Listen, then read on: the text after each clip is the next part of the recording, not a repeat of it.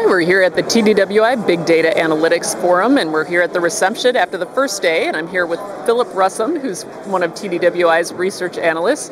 Philip, I know you were closely involved in putting together this agenda. Any thoughts on the first day?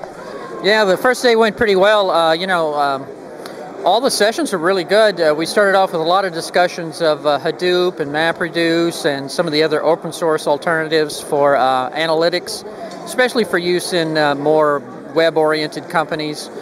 And then we moved on and heard a lot of big data analytics on traditional data warehouse platforms. So it's clear, a lot of people have a wide range of options to look at if they want to do big data analytics.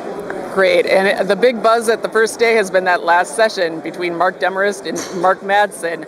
Your thoughts on that debate?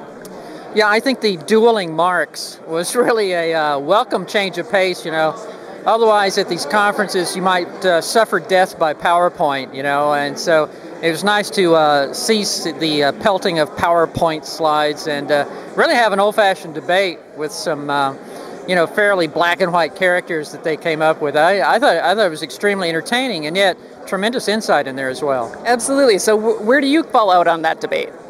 Well, they had a list of items. It was like 10 or 12 items in there, and I don't want to weigh in on all of it.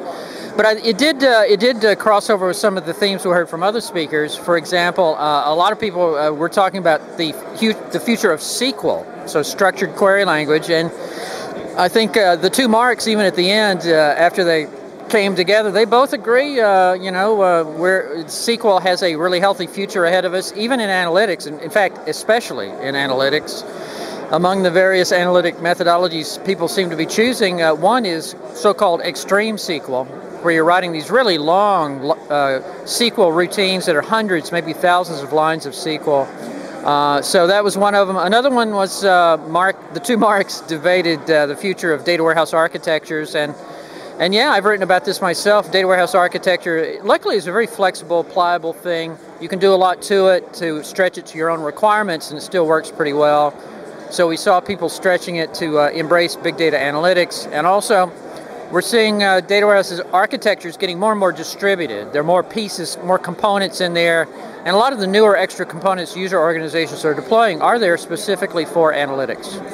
We appreciate your insights, and it's been a great first day here at the forum. We look forward to the second day, and appreciate all that you've done, including your own session.